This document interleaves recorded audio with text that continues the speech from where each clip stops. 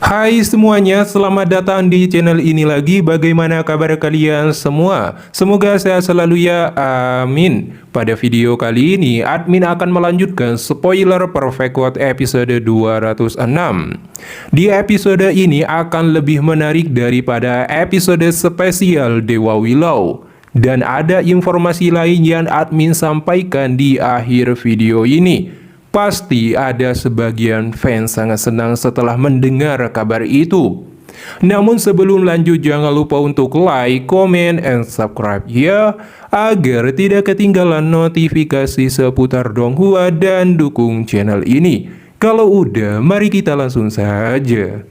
Cerita berlanjut setelah Dewa Willow menghabisi beberapa pemimpin sakte kuno. Tetapi ketika Dewa Willow akan membunuh dua kakek ini, dekrit abadi kuno tiba-tiba turun dari langit, berharap Dewa Willow akan membiarkan mereka pergi, karena dibutuhkan untuk perang perbatasan terpencil saat invasi domain asing tiba. Baru pada saat itulah, Dewa Willow berhenti dan membiarkan kedua kakek ini pergi. Akhirnya Dewa Willow membuat pernyataan yang keras, mengklaim bahwa Si Hao adalah muridnya, dan siapapun yang berani menyakiti Si Hao akan dihancurkan saktenya. Sekarang perang telah berakhir. Dewa Willow membawa Si Hao, makhluk abadi, Cindolin, dan yang lainnya pergi bersama ke suatu puncak gunung. Harap diperhatikan bahwa meskipun Dewa Willow begitu menakutkan sehingga makhluk tertinggi istana abadi dikalahkan olehnya, Dewa Willow sebenarnya bukanlah tubuh aslinya. Karena sejak Dewa Willow memasuki gerbang primordial, tubuh aslinya tidak akan pernah bisa kembali. Yang membantu Si Hao menyelesaikan krisis adalah tekad bertarung yang ditinggalkan oleh Dewa Willow. Tetapi tekad tersebut terbatas dalam waktu dan akan segera menghilang. Namun sebelum menghilang, Dewa Willow memberi Si Hao banyak instruksi dan memintanya untuk menempuh jalannya sendiri. Pada saat yang sama, dia juga menggunakan teknik ramalan besar untuk mengintip masa depan, yang memungkinkan Si Hao melihat masa depannya sendiri dan keadaannya di masa depan. Kemudian Dewa Willow dengan lambaian tangannya, cabang-cabang willow emas segera membentuk lingkaran sihir emas di udara. Waktu terus berjalan ke depan dan melewati sungai waktu. Karena ini adalah ramalan yang dilakukan Dewa Willow khusus untuk Si Hao. Si Hao dapat melihatnya dengan sangat jelas. Karena ramalan besar inilah Si Hao akhirnya dapat melihat jati dirinya di masa depan, yakni wujud Kaisar Huang Tian. Namun, saat Si Hao melihat dirinya di masa depan sebagai calon Kaisar Huang Tian, dia benar-benar sendirian dengan para dewa. Setelah mengalami perang besar, segala sesuatu di sekitarnya hancur dan perang menyebar. Tetapi tidak ada seorang pun di sekitarnya. Semua mantan rekan seperjuangannya telah pergi dan mati satu persatu. Bahkan Dewa Willow pun tidak luput menjadi pohon mati. Adegan di masa depan ini sungguh menyedihkan dan menyakitkan baginya. Tetapi Si Hao bagaimanapun juga adalah variabel. Dengan dorongan Dewa Willow, Si Hao ingin menghancurkan masa depan itu dan membantu teman-temannya berjuang demi secercah harapan. Sayangnya, admin harus mengatakan itu akan sia-sia pada akhirnya. Setelah Si Hao melihat masa depannya dari ramalan besar, dia berjanji untuk menjadi kuat dan memasuki pertempuran kuno abadi. Sebelum menghilang, Dewa Willow berpesan jika Si Hao ingin bertambah kuat dan melihatnya lagi, dia harus bekerja keras untuk melacak tubuh asli Dewa Willow. Dengan kualifikasi bisa melewati perang di perbatasan terpencil. Setelah mengucapkan itu, Dewa Willow menghilang ke atas langit. Cindolin dan makhluk abadi juga akan segera pergi. Bagaimanapun pertempuran dengan Dewa Willow telah membantu Si Hao untuk sepenuhnya memantapkan posisinya di 3000 negara. Mulai sekarang, tidak ada yang berani memprovokasi si Hao dengan mudah dan hidupnya tidak akan terlalu terancam. Maka dari itu, Cindolin bersiap untuk menerobos masuk ke wilayah tak bertuan itu lagi dan mencari istana tertinggi yang sesungguhnya untuk muridnya ini, sehingga si Hao dapat memperoleh warisan istana tertinggi dan mengembalikan kejayaan dojo tertinggi. Makhluk abadi dan tubuh sekundernya juga segera kembali ke tempat mereka sendiri dan memulai pelatihan baru. Setelah berpisah dengan Dewa Willow, gurunya dan makhluk abadi, si Hao bertemu dengan ibunya. King Yining dengan ekspresi rindu langsung memeluk dan membelai rambut si Hao. Seolah-olah dia merasa kasihan atas penderitaan yang dialami anaknya selama bertahun-tahun. Ayahnya, Si Ziling, dan adiknya King Hao juga datang, dan keluarga beranggotakan 4 orang ini akhirnya bersatu kembali. Pada saat yang sama, Gunung Abadi juga mulai menunjukkan kelemahan dan menyambut si Hao untuk kembali kapan saja. Selain itu, Tianzun tidak berpartisipasi dalam pertempuran untuk mengepung dan menekan si Hao. Jadi mereka menjalin hubungan yang baik. Sayang sekali si Hao tidak akan kembali ke Gunung Abadi. Setelah reuni singkat ini, dia mulai perjalanan untuk menemukan kakeknya, Raja Iblis Agung, dan kekasihnya Haulier. Kemudian si Hao mengucapkan selamat tinggal kepada kedua orang tuanya dan adiknya, dan kembali ke negara iblis untuk bertemu kakeknya, Raja Iblis Agung. Saat bertemu kembali, kakeknya bertanya peringkat apa yang diperoleh setelah keluar dari alam rahasia kuno abadi. Si Hao berkata telah menjadi nomor 1 dan mengeluarkan buah dewa surgawi, memberikannya kepada kakeknya, yang memungkinkannya untuk menerobos ke level dewa surgawi. Lalu si Hao pergi menuju provinsi api, menuju area yang penuh dengan pohon murbe api. Si Hao berjalan di dalam hutan sendirian. Suara gemersi ular sutra api yang mengunyah daun terdengar di sekelilingnya. Si Hao berjalan melalui hutan, terus maju berdasarkan ingatannya. Dia tahu bahwa tempat itu tidak terlalu jauh. Si Hao akhirnya berjalan melewati hutan bambu dan sungai.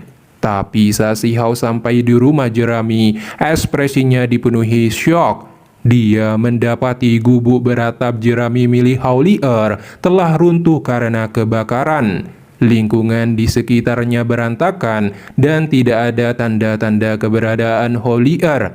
Sekilas terlihat jelas bahwa Haulier telah diserang dan keberadaannya tidak diketahui. Hal ini membuat si Hao dipenuhi kekhawatiran sekaligus marah. Apa yang sebenarnya terjadi pada Haulier? Di mana dia? Mengapa hal semacam ini terjadi? Kata si Hao dengan pikiran berantakan. Dia membuka mata surgawinya, berharap menemukan beberapa petunjuk. Dia akhirnya melihat darah yang telah membeku sejak lama. Pikiran si Hao segera bergetar, gelombang kemarahan melonjak. Bagaimana bisa seperti ini? Siapa yang datang ke sini mengambil tindakan terhadap seorang wanita muda yang tak berdaya? Kata si Hao dengan mengepalkan tinjunya, ekspresinya pucat. Haulier tidak punya musuh, tidak ada hubungan dengan dunia luar. Persembunyian di sini bisa dikatakan memisahkan dirinya dari seluruh dunia. Jadi mengapa hal semacam ini terjadi? Pada saat ini, hati si Hao sakit, merasakan gelombang tanggung jawab dan penyesalan. Jika Haulier menderita karenanya, maka dia akan merasa sangat bersalah selama sisa hidupnya. Setelah si Hao berputar-putar untuk menemukan petunjuk, dia berhasil mendapatkan informasi dari 2 orang tersisa yang dikirim untuk menangkap Haulier. Di bawah ancaman si Hao, mereka menjelaskan Haulier telah diselamatkan oleh ayahnya tepat waktu dan melarikan diri. Selain itu, saat si Hao menerobos masuk ke alam rahasia kuno abadi, klan surgawi dan yang lainnya tidak dapat mengalahkan si Hao. Jadi mereka menyerang orang-orang di sekitar si Hao. Mereka membawa orang-orang mereka langsung ke hutan murbe api untuk menyerang Haulier dan bersiap untuk menangkapnya untuk mengancam si Hao. Untungnya Howlier cukup gesit dan melarikan diri tepat waktu dan dilindungi oleh Kaisar Api, sehingga upaya klan surgawi sia-sia. Dikarenakan klan surgawi dan yang lainnya berani bersekongkol untuk menculik Howlier, dendam ini telah tersimpan dalam benaknya dan Si Hao akan membalas dendam. Setelah mendapatkan informasi ini, Si Hao membunuh mereka untuk melampiaskan amarahnya yang kuat. Beberapa hari kemudian, Si Hao terus mencari Howlier dan akhirnya menemukan Howlier di tepi hutan Murbei. Saat ini, Si Hao melihat seorang wanita cantik memetik bunga murbei api. Si Hao merasa familiar, dia menghampirinya selangkah demi selangkah. Wanita cantik itu berbalik. Keranjang bambu di tangannya langsung jatuh saat melihat Si Hao. Matanya langsung dipenuhi air mata. Si Hao dipenuhi kegembiraan melihat Howlier masih baik-baik saja. Selain itu, Howlier masih sangat sederhana dan bersahaja, dan hanya berdiri di sana saja sudah membuat orang-orang merasa takjub. Keduanya akhirnya bertemu lagi. Howlier langsung berlari memeluk Si Hao. Lalu Si Hao segera mengajak Howlier memakan naga banjir hijau berdarah murni dengan dipanggang.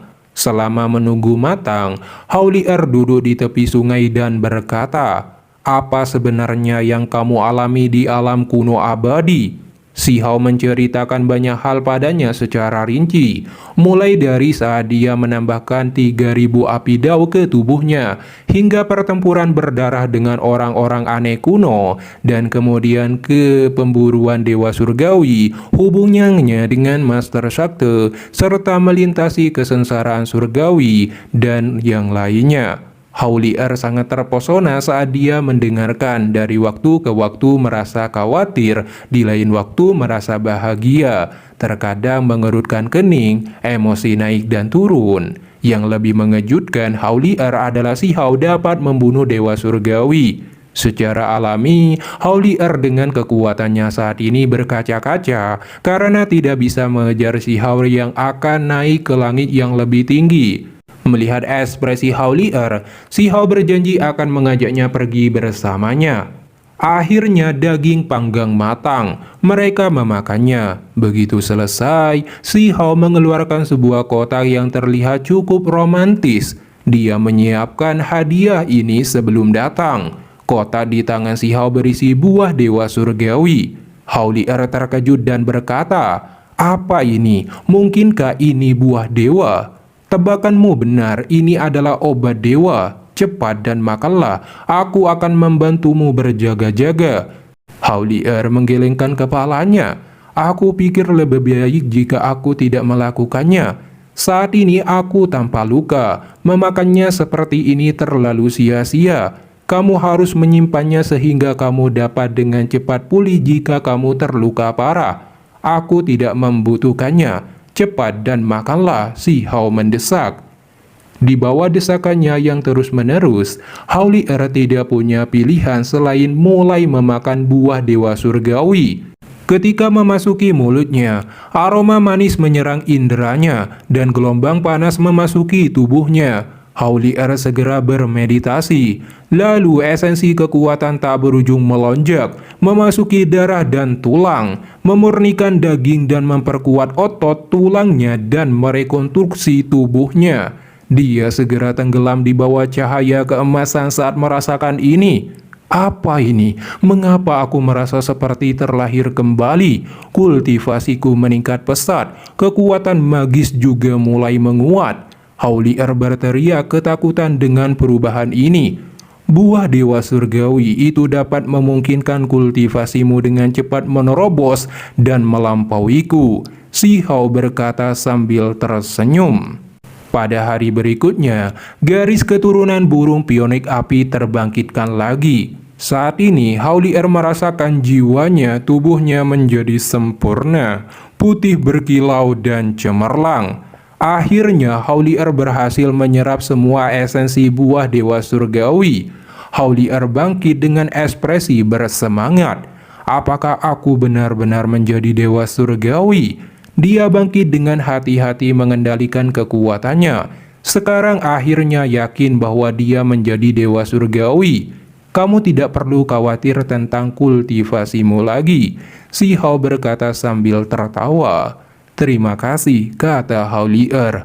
Perlu disebutkan bahwa setelah Haulier dipromosikan menjadi dewa surgawi, dia berganti pakaian baru dan bahkan gaya rambutnya pun berubah. Meskipun trailer tersebut hanya memperlihatkan tampilan samping dari kejauhan, Haulier terlihat sangat cantik dalam balutan gaun merah dengan balutan rok pendek. Terlihat sangat menggoda. Admin menantikan debut resmi pakaian baru Haulier. Karena sekarang Haulier telah berhasil menjadi dewa surgawi, si Hao mengajaknya ke klan surgawi untuk balas dendam atas perbuatan keji mereka.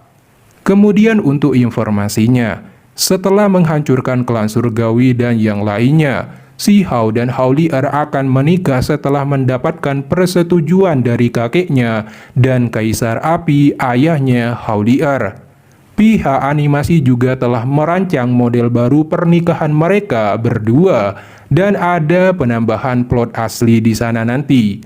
Yang lebih mengejutkan lagi adalah movie kedua Perfect World telah terungkap.